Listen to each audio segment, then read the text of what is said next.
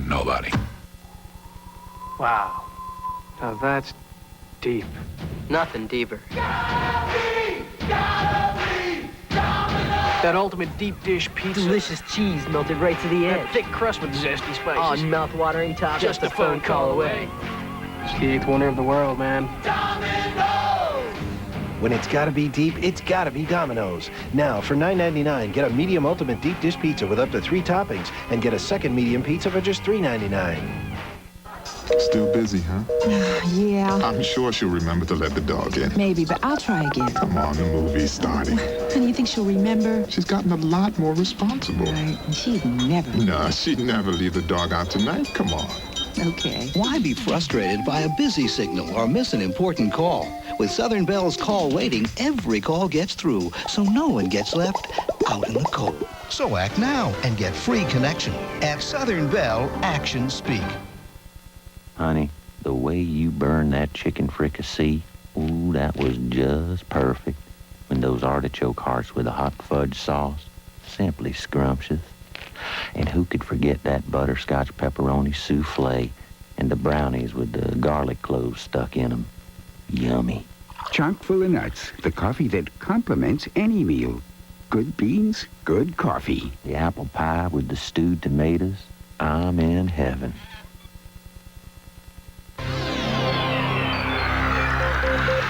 Live from South Florida's news station, WSVN-7. This is 7 News at 10 o'clock. Good evening. Tempers were flaring, emotions running high, and a whole lot of tension as parents demand answers about a campus brawl. Yeah, these are parents that are determined to settle things once and for all after 6 students are sent to jail, 5 police officers are sent to the emergency room. Tonight is standing room only as parents from Coral Gables Senior High School demand answers from authorities. The night team's Balkis Naray is working this one for us, and she is joining us from Coconut Grove, not Coral Gables. Rick, Coconut Grove, because this is where the meeting was held, the meeting that wrapped up just a few moments ago. As a matter of fact, you can see some of the people are still out here in the parking lot. The meeting, as you said, was standing room only, packed with parents, teachers, students wanting to know how things escalated and grew so out of control last Monday at Coral Gables High School, packed with people who say that police overreacted.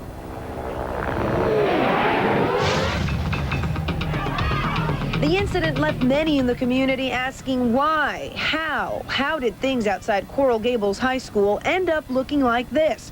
Well, 3 days later, parents, students, and community leaders packed this neighborhood center to get some answers. Nobody called me from the school about what happened with my daughter. I called the school, I was put on hold. Nobody wanted to talk to me. I called the police department. The officers hung up on me twice. Police and school administrators say the melee was started by 2 non-students when their Black History Month program was cut short because of time constraints. But many here are still unclear why 6 Coral Gables students were the ones who ended up getting arrested. Now, I heard it stated clearly by several persons that the non-students were over on the other side. So why did all of this happen when the offenders, the alleged offenders, were clearly off of the school grounds? From what I've heard here and what my daughter has told me, I can't understand how the whole incident wound up with children being arrested. It's just totally uncalled for. We had 6 officers injured that day. I'm not finding right or wrong. I'm here because we're concerned about what it escalated to and what we can do to prevent the future and what we can do to critique this incident. But it wasn't long before tensions rose at the meeting as student after student made some serious allegations about police they say were overreacting. You got students down like this, visibly not going to get up and attack you. I mean, maybe something's in their mind. These people are animals, and they're still hitting them, repeatedly hitting this person. Everybody believes they saw something, and I saw something, some kids see something. Everybody sees a different part of the quandary. I hope what's going to come out of this is an investigation that puts all of the parts together. Now, tonight, the folks here are getting just that as a result of what he heard from the students. The Coral Gables police chief says that he would like to talk to some of those students, perhaps to start a Coral Gables internal affairs investigation as to if, in fact, some of those police officers did use excessive force. However, the folks here say they would like to get their own independent investigation going to find out if, in fact, Coral Gables police officers did overreact. For now, live in Coconut Grove, I'm Belkis Naray, 7 News 19. No decisions made tonight, though, right, Belkis? No, just a lot of speaking, a lot of talking, a lot of anger, a lot of stuff getting out in the open and being discussed, and talk about what the next step is going to be. As a matter of fact, they've decided to come back next Tuesday, have another meeting, and rehash some of this stuff and see where they've gotten. Well, they have to begin somewhere. All right, Belkis Naray is following that story for us. Obviously, if there is a development, we'll check back in with her. Kelly? On to Los Angeles and the OJ Simpson saga. Despite a drilling cross-examination, no tears this time for Rosa Lopez. She is still sticking to her story that she saw a white Ford Bronco outside Simpson's estate the night of the murders, but now she can't pinpoint the exact time she saw it. And the Simpson trial taking its toll on Marcia Clark as well. Her estranged husband is demanding now the custody of their kids because he says she's spending so much time in the Simpson trial, she's not spending enough time with them. And as you might imagine, we are on top of both developments. Senior reporter Mark Ludner is the only South Florida TV reporter in Los Angeles. Tonight, he kicks off our night team coverage. Mark? Kelly, today prosecutors all but accused Rosa Lopez of telling a friend she was being paid for her testimony. Now, Rosa Lopez denies it. Simpson's lawyers deny it vehemently. In any case, she spent a very long day in the witness chair, and it could have been a very tough day for Team Simpson.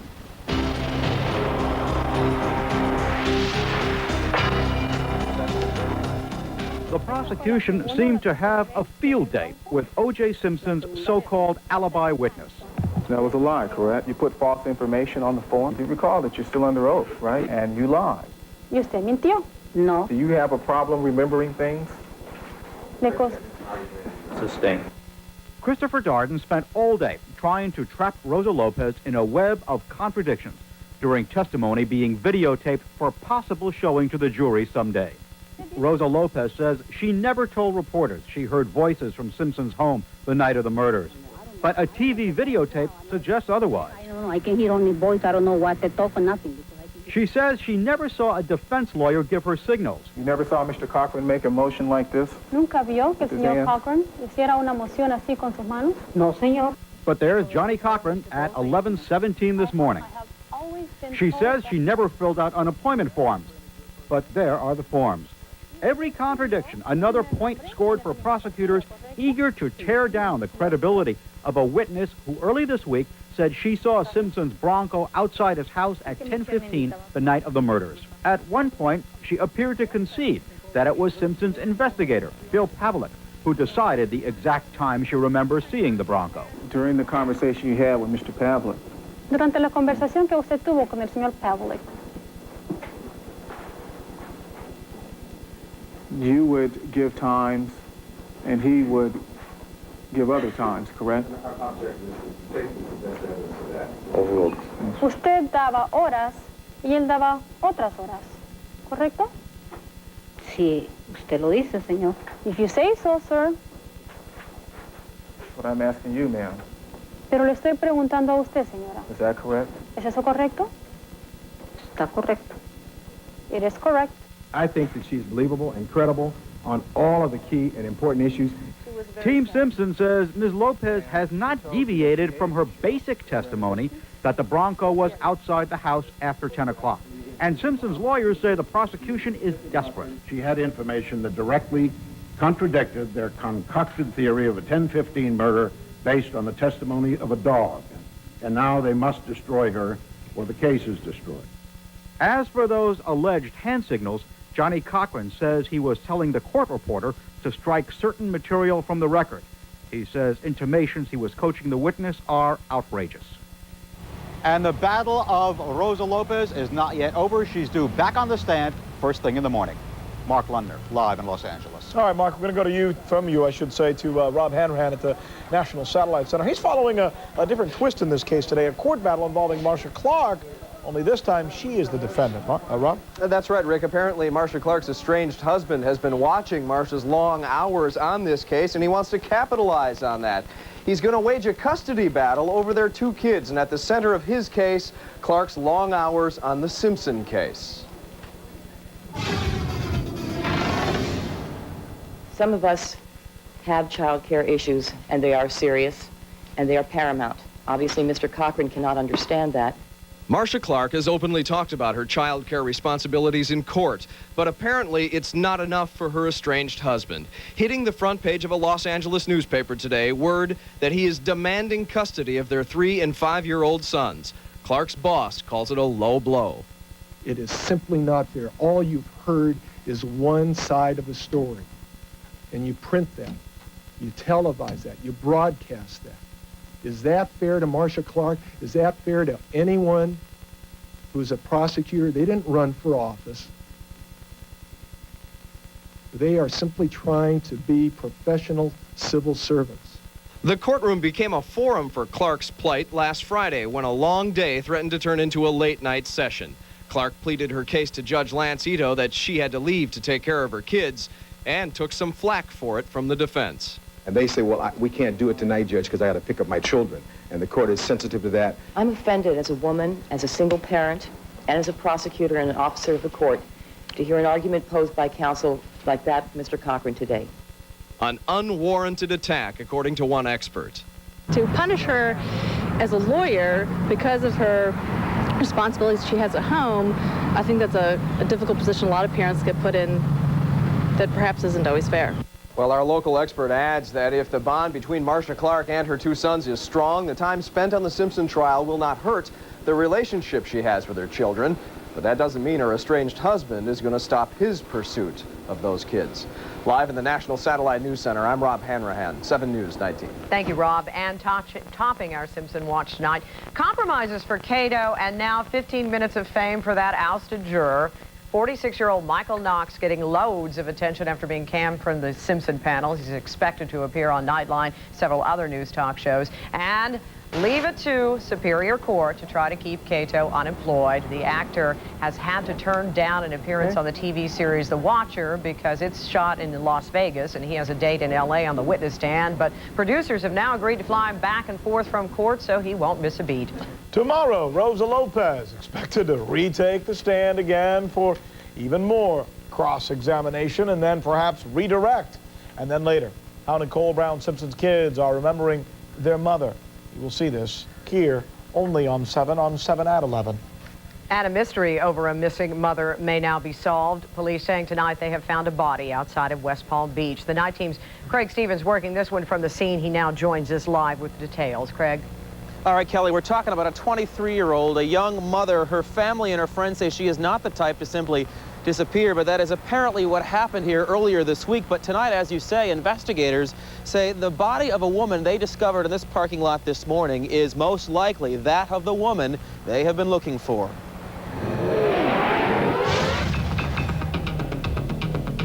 On this night, outside the lingerie shop where she worked, a candle and a bouquet of flowers now sit.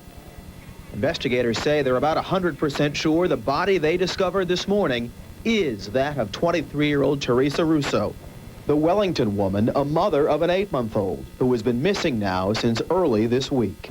Russo was last seen Monday night. Investigators say she was supposed to go to a nearby bank to drop off the day's receipts, but she never made it there. In the days that followed, a frantic search yielded nothing until a lieutenant on this case thought he spotted Russo's '94 Saturn. Well, we drove up. I had another investigator with me when we were just out looking around and saw the vehicle here, drove up and recognized the tag and looked inside, and the body's inside. Detectives will not tell us how the woman died, though an apparent bullet hole can be seen in the car's windshield. Just hours before that discovery, Russo's mother called her daughter's disappearance baffling, though she seemed to offer an explanation. If it's a case where you just needed to get away for a while, that's fine, you know, but we're here and we just want to know that you're alive and well and you can come home and everything will be worked out. There's nothing, you know, that could be, you know, wrong that we can't make right. And we just love you and we want you home. Again, that was from this morning, and that might seem to suggest that this could have been some sort of suicide, but reports here tonight say that investigators believe foul play is involved indeed. detectives with the Palm Beach County Sheriff's Office are working this case as we speak right now. We are live via satellite in West Palm Beach. I'm Craig Stevens, 7 News Night Team. All right, thanks a lot, Craig. 2 men tonight questioned and then released in connection with an armored car shooting we've been telling you about. A Wells Fargo guard was shot 3 times outside Miami Senior High School. The guard is in critical condition. The gunman got away. Today, police stopped the man because their car matched the description of the car used in the holdup attempt. Police kept the car, but they did let the men go. And police say a teenager accused of a carjacking in Pompano Beach admitting now to a dozen other crimes. 15-year-old Jason Marshall, you just saw his picture, and 16-year-old Tyron Johnson were arrested on carjacking charges yesterday. Police say both teens mugged an elderly woman and then stole a car at the Pompano Square Mall. Police claim after his arrest, Marshall came clean and confessed to 12 other strong-armed robberies. It has been said that truth is stranger than fiction. You've probably heard it. Well, tonight, police say they have such a case. 3 family members murdered in the same neighborhood on the same night.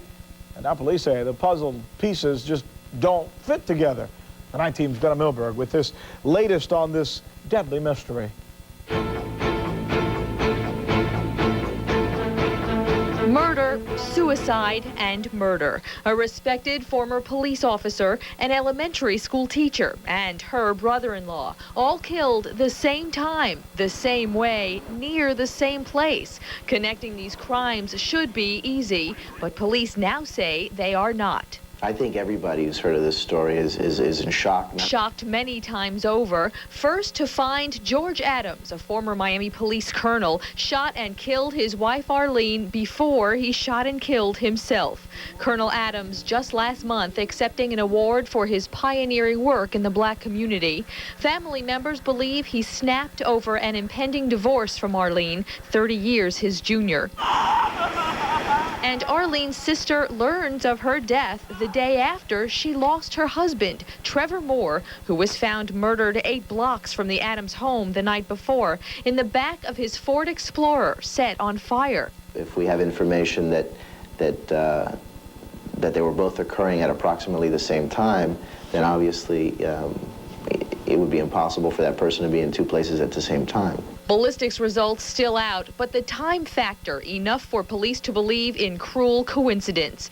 But that means the death of Trevor Moore is more of a mystery. His death 3 days after his wedding anniversary. Shots of him standing with his then new sister-in-law Arlene before she even met the man who would marry her, then kill her. Police say they have no motive in Trevor's death, no leads. Setting a truck on fire, somebody has to be near the truck. And so and that's a busy neighborhood. Somebody should see something. And I'm appealing to the public. Anyone who knows anything to please tell the police department. And tonight, detectives have just such information. They say a black male in his early 20s was seen running from the burning truck that night, possibly even hurt in that fire. And they want to find this guy, thinking he has some sort of valuable information about this murder. From the news desk, I'm Glenna Milberg, 7 News 19.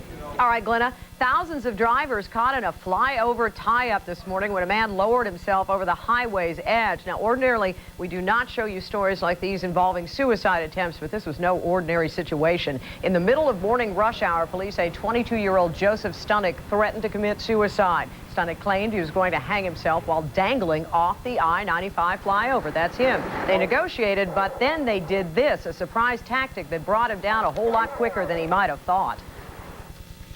He seemed to have possibly been caught by surprise, and with the rapid descent that we had going there, he was unable, time-wise, to be able to cut away his chair and possibly use the noose around his neck. Stunnick is now in police custody. He's being held on an outstanding warrant. Police say he was supposed to be in court today for unrelated criminal charges. A water main break causing problems on Key Biscayne. Construction crews mistakenly hit the line while working in the area. The break flooded out a couple of streets. Work crews were finally able to repair it. Police report the accident did not affect any of the hotels, but a few homes were without water. This weekend's Miami Grand Prix is going to cause traffic troubles for drivers trying to get around downtown Miami. There are street closings and detours on or near Biscayne Boulevard. A lot of those began tonight. They'll remain in effect throughout the weekend. These are pictures taken earlier today from Skycam 7. This gives you an idea of what the speedway looks like. The infield just about ready for all the festivities. The Grand Prix kicks off the 1995 IndyCar season this weekend. Fans wanting to experience the thrill of the IndyCar racing season are doing just that tonight in Coconut Grove. Dan Marino's sports bar turned into a virtual reality racing circuit. Cars come with airbags, shift controls, and motion-based seats. Proceeds are going to the Mark Bonacani Fund to cure paralysis. Another former athlete in town trying to help people make a comeback from sports-related injuries. It's none other than basketball star Wilt Chamberlain. He's in North Dade tonight for the grand opening of a new rehab clinic that's being named in his honor. It's located at the Golden Glades Regional Medical Center. Other stories that we're going to bring you tonight from the Newsplex Sports Authority, putting their boot in their mouth. Seems they've made a lot of people angry because of this very ad. And a potentially deadly airborne disease being spread for the very first time inside a plane. A winter storm grounding flights all across the country. And wait till you hear what Roseanne and her new husband are naming their baby. 7 News, first at 10. Just now, getting started. You are watching 7 News at 10 with Rick Sanchez, Kelly Mitchell, Roland Stedham Weather, and Jay Heiler Sports. 7 News brought to you in part by Rooms to Go. Decorate with one simple decision. Get delivery in a week or your money back. During the Rooms to Go 4th birthday celebration, this elegant sofa can be yours for only $350. That's hundreds of dollars less than you'd expect. Or get this beautiful sofa, also just $350. And this sofa, $350. And this sofa, $350. And this one. And this one. Or choose this contemporary sofa, also just $350. It's an incredible choice. One incredible low price. $350 sofas now during the Rooms to Go 4th birthday celebration. I found 2 new loves at Mickey D's. A bacon lover's taste break fantasy. Bacon double cheeseburger, so much to love.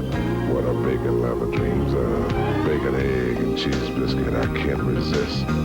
Bacon breakfast sandwich bliss. Big news for bacon lovers at Mickey D's. 2 great bacon tastes are just 99 cents each. But hurry to McDonald's before they slip away. My. Have you had your break today? It all began with decision number 1, to bring state-of-the-art technology to affordable cars.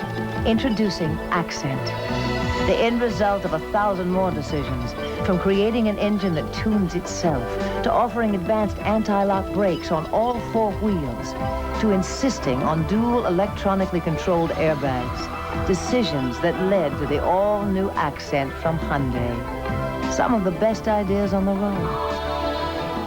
The final battle against the ultimate evil has begun. I'll destroy you! Prepare yourself for the season finale of Mantis. Then, deep beneath the Arctic Circle, an ancient terror sleeps. Nothing can survive 250,000 years. Waking it was their first mistake. Trying to stop it could be their last. The X-Files. Don't watch it alone. Put it down! The X-Files after Mantis, Friday starting at 8, 7 Central.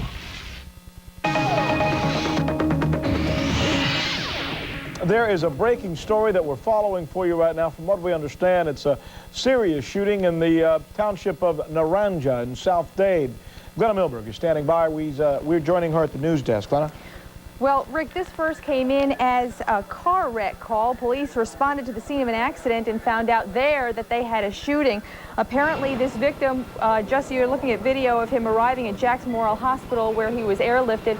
This victim was shot in his car along with his dog. A pit bull was shot as well, we understand. And now police say they think they have a robbery on their hands. Robbery detectives are at the scene as well as homicide detectives. How this all went down is still a big mystery. This happening at 268th Street and Southwest 145th Avenue in Naranja. And as soon as we get any more details, we'll be sure to bring them to you. Glenna Milberg live at the news desk. Thanks, Glenna. We'll look forward to that. Kelly?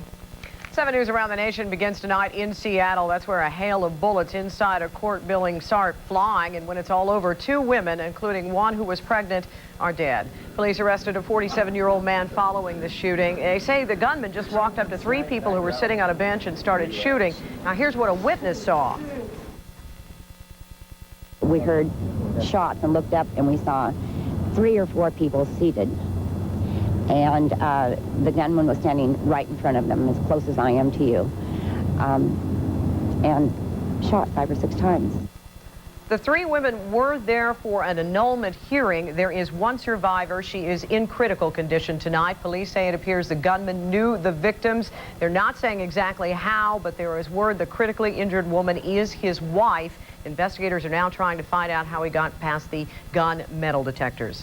In New Orleans, 4 people are shot dead, 3 others injured in a hail of gunfire. Police officers say a lone gunman burst into a house last night and began shooting.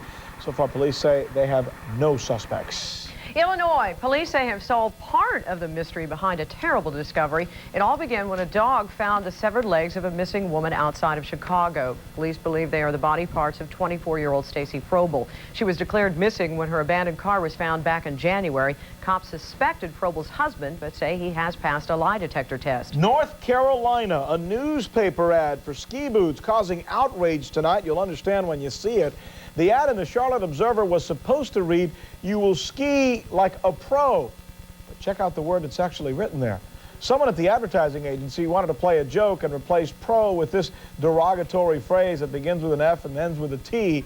The agency says the person, because of this, has been fired. The Lone Star stayed under quite a little cold spell tonight. The winter weather making driving a terrible nightmare. Slick roads causing several car accidents in and around Dallas. Dozens of flights had to be grounded at the Dallas-Fort Worth airport. For the first time, federal health officials are reporting that airline passengers may be at risk of catching an airborne disease. 7's Rob Hanrahan covering this one from the National Satellite Center. Rob? Sounds like a pretty scary thing, Kelly. The National Centers for Disease Control and Prevention says that last year 4 people were infected with tuberculosis simply because they sat near a passenger who had this disease. Now they're sending out a warning that people infected with TB should certainly steer clear of public transportation. One flight from Chicago to Honolulu, 1 passenger infected with tuberculosis passes on the disease to 4 other unknowing passengers. The people who became infected, generally speaking, were in relatively close proximity to the patient. TB is passed from person to person through the air. Despite the infections, the aviation industry claims the findings show just how safe the air in an airliner really is. Doesn't matter what environment you're in, when you have close association with someone, you have a chance of getting exposed. But the aircraft environment doesn't give you any more of a risk than anywhere else in public. This is the first time health officials have discovered TB being passed from passenger to passenger. But another investigation found the disease was transmitted from a flight attendant to 2 other crew members. In both cases, the patients were very ill and the flight very long. In one instance, the exposure was longer than 8 hours, and in the other, no one who had flown with a flight attendant for less than 12 hours became infected. Health officials say the threat of getting TB on an airplane is relatively low, but the CDC is taking steps to protect passengers. Airlines, as I understand it, reserve the right to refuse entry to an airplane to anyone who is obviously ill or about whom they have concern. There's no way really to screen them out. I think it would be sort of dangerous to pick and choose, you know, who you think has tuberculosis and who doesn't. If you're worried that you may have been exposed to someone with TB, you can ask your doctor about a TB skin test or a chest x-ray. Remember, TB is a treatable disease, but health officials say if you're in the infectious stage, you should go out of your way to ensure the safety of others. Sounds like common sense. Live in the National Satellite News Center, I'm Rob Hanrahan, 7 News. All right, Rob, thank you very much. Coming up, their mother was murdered, their father on trial for the crime. Tonight, we're learning exactly how Nicole Brown Simpson's children that would be, are dealing with her death. A determined dancer may make her dreams come true despite having her foot amputated. Thousands of parents not dealing well with the proposed school lunch cutback. 7 News at 10. Coming right back. 7 News closed captioning for the hearing impaired is brought to you in part by aluminum roll-up shades and shutters. This Friday, be the first to see what critics are already calling the best movie of 1995. Beautiful. Roommates is funny, touching, and altogether wonderful film. Just the way I like it. A must-see. Peter Falk is sensational. Who's telling this, you or me? Gene Shalit says audiences are going to come out of the theater feeling on top of the world. Don't talk to me when I'm balding. Peter Falk, D.B. Sweeney, Roommates, rated PG. Starts Friday, March 3rd.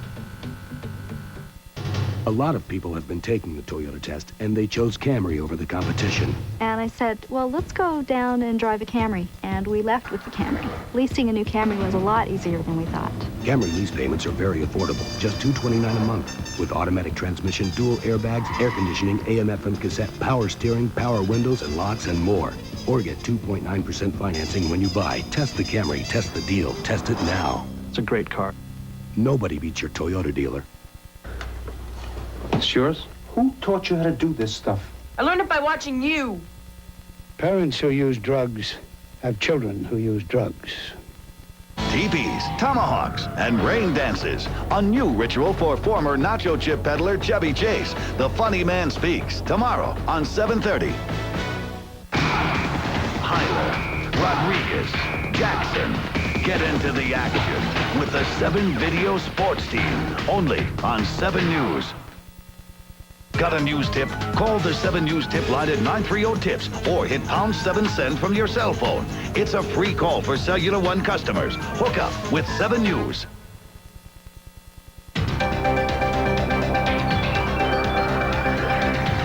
It is a story affecting hundreds of thousands of South Florida students. A lot of concerned children will go hungry if the new Congress has its way, proposing dramatic changes in the current school lunch program. 7's Julie O'Neill has more on this through our education report.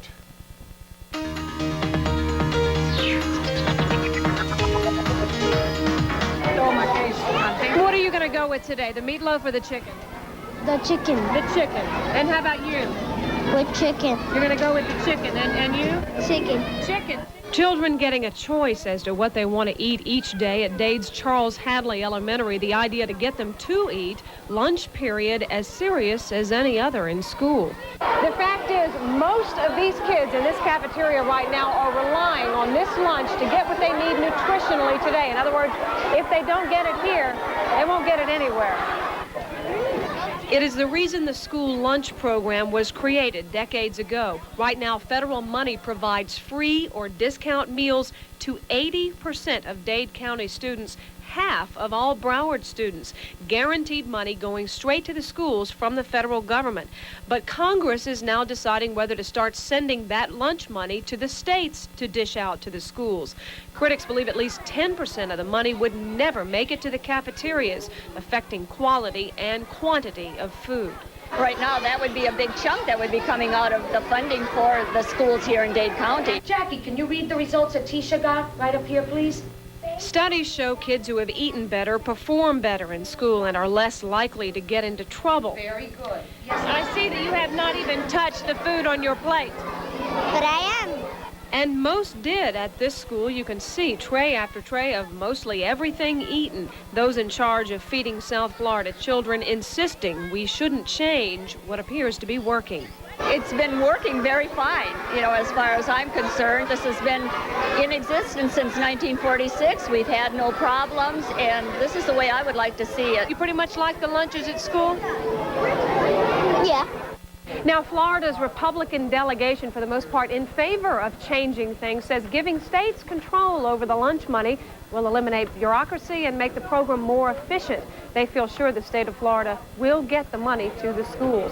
The House is expected to vote on this sometime in the next couple of weeks. At the news desk, I'm Julie O'Neill, 7 News 19. Thank you, Julie. Coming up next, she is one determined dancer. Yes, she is. Despite losing her foot in a car accident, she plans to make it all the way to the top, and she has some help from her friends. Our children, our responsibility, our future. Child Watch, a station-wide campaign sponsored by Volvo and 7 News.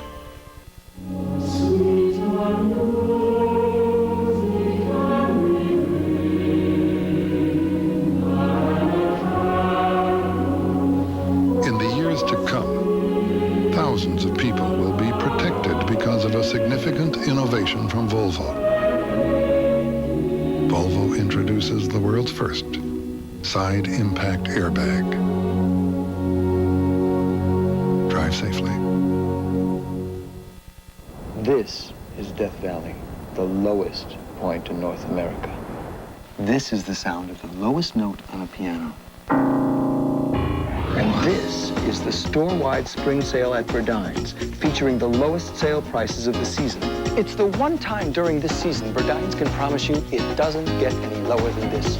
A store-wide spring sale at Verdines. When it comes to low prices, this is easily the high point of the season.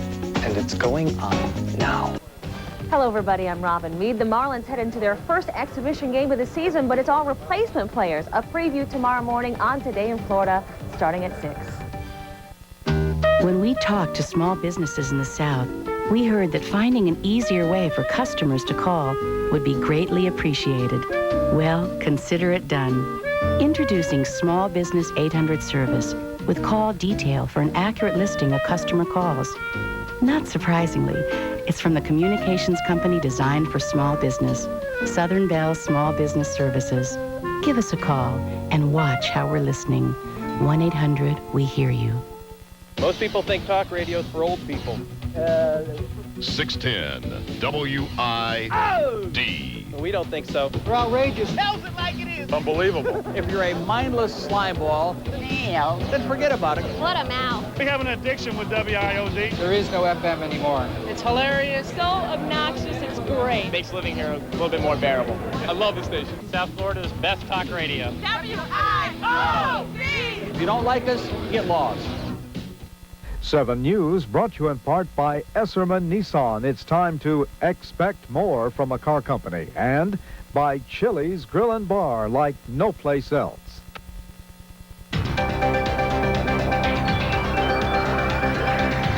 A young dancer's dream to perform once again after a terrible accident may become a reality with the help of the New World School of the Arts. You see, a trust fund was established today for 18-year-old Stephanie Bastos. The money will go for therapy for her anaprosthesis. Doctors had to amputate her foot because of a car accident, but her injury has not ended her desire to become a professional dancer. So today, family and teachers from her school came to the hospital to give her a picture of one of her idols, Isadora Duncan. We thought it needed a cheering up.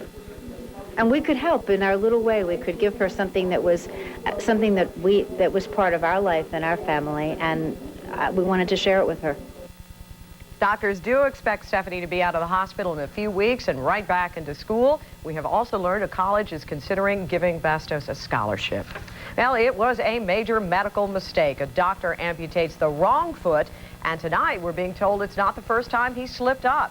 Last week, Dr. Rolando Sanchez removed the left instead of the right foot of an elderly man, and according to the Tampa Tribune, it was not his first mistake. 2 years ago, Sanchez settled out of court when he performed the wrong hernia operation on a man.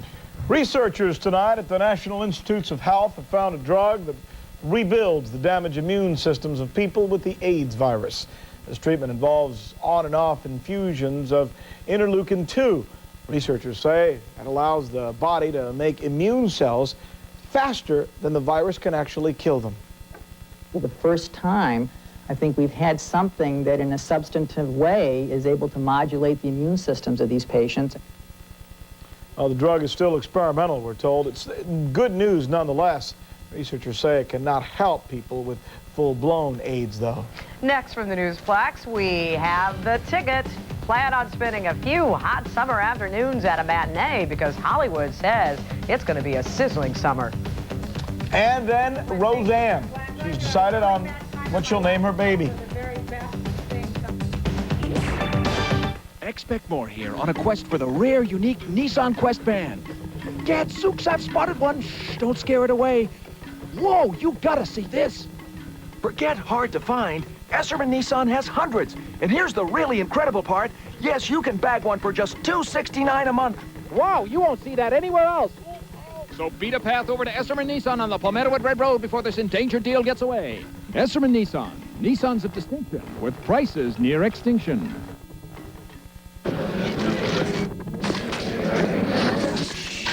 At Chili's, we're proud to introduce Smell-O-Vision. After years of research, we have perfected Scratch and Sniff TV. Now, we know you're skeptical.